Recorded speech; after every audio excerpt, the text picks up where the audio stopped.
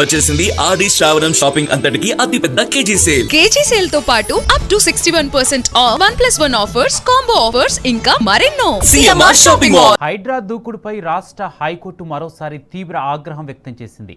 హైడ్రా పేరు వింటేనే ప్రజలు భయపడిపోతున్నారని, హైడ్రాకు అధికారాలిచ్చి అన్ని శాఖలను నిర్వీర్యం చేస్తారని వ్యాఖ్యానించింది. ప్రభుత్వ యంత్రాంగమంతా చచ్చుబడిందని, ఇతర చట్టాలను కూడా రద్దు చేసేయండని ఆగ్రహం వ్యక్తం చేసింది. ఒకే కేసులో 3 సార్లు కోర్టు ధిక్కరణ జరగడం హైకోర్టు చరిత్రలోనే జరగలేదని గుర్తు చేసింది. ఉత్తర్వులను ఉల్లంఘించడంపై తీవ్ర విస్మయం వ్యక్తం చేసింది. బేషరతుగా క్షమాపణలు చెప్తూ అఫిడవిట్ దాఖలు చేయాలని హైడ్రా కమిషనర్ను ఆదేశించింది.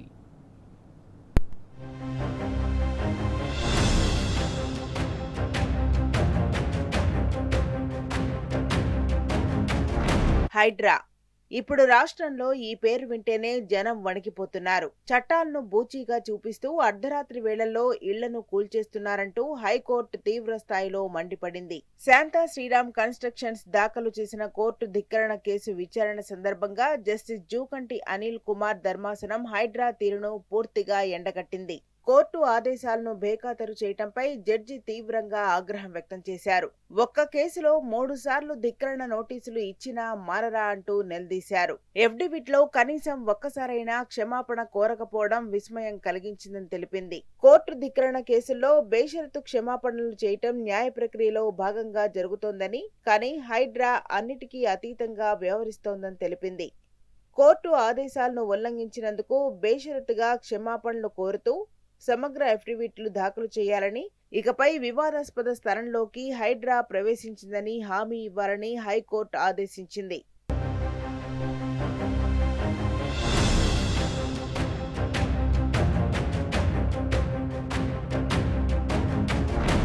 ఒక ప్రభుత్వ జీవోతో ఏర్పడిన హైడ్రా మిగిలిన అన్ని ప్రభుత్వ శాఖల అధికారులను బైపాస్ చేయడంపై కోర్టు తీవ్ర అభ్యంతరం వ్యక్తం చేసింది. రెవెన్యూ చట్టం ప్రకారం భూ ఆక్రమణలపై చర్యలు తీసుకునే హక్కు ఆయా శాఖలకు ఉంటే మధ్యలో హైడ్రా కమిషనర్కు ఏం పని అని ప్రశ్నించింది. అసాధారణ అధికారాలతో కీలక శాఖలను నిర్వీర్యం చేస్తున్నారని ఆగ్రహం వ్యక్తం చేసింది. ఇలాంటప్పుడు అన్ని ప్రభుత్వ శాఖలను మూసివేసి కేవలం హైడ్రా చట్టం ఒక్కటే ఉంచుతామని ప్రకటించేయండి అంటూ ధర్మాసనం ఘాటుగా వ్యాఖ్యానించింది.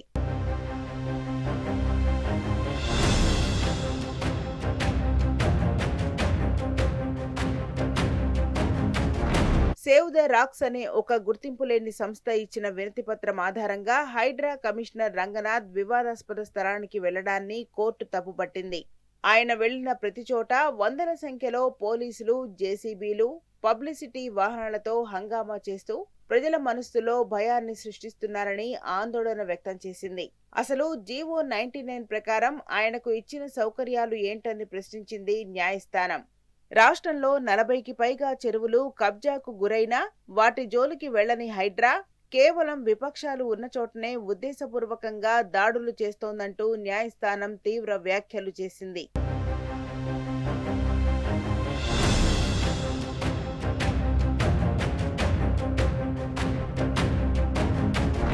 కోర్టు ఆదేశాల విషయంలో ఇలాంటి ధిక్కార ధోరణి కలిగిన అధికారిని న్యాయ చరిత్రలోనే ఎన్నడూ చూడలేదని న్యాయమూర్తి వ్యాఖ్యానించారు. సోమవారం విచారణకు ముందే బేషరతుగా క్షమాపణలు చెబుతూ సమగ్ర అఫిడవిట్ దాఖలు చేయాలని స్పష్టం చేసింది. ఒకవేళ హైడ్రా వైఖరి ఇలాగే ఉంటే మిలిటరీ యాక్షన్ ఉత్తర్వులపై తుది నిర్ణయం తీసుకుంటామని హెచ్చరిస్తూ తదుపరి విచారణను ఈ నెల 27వ తేదీకి వాయిదా వేసింది.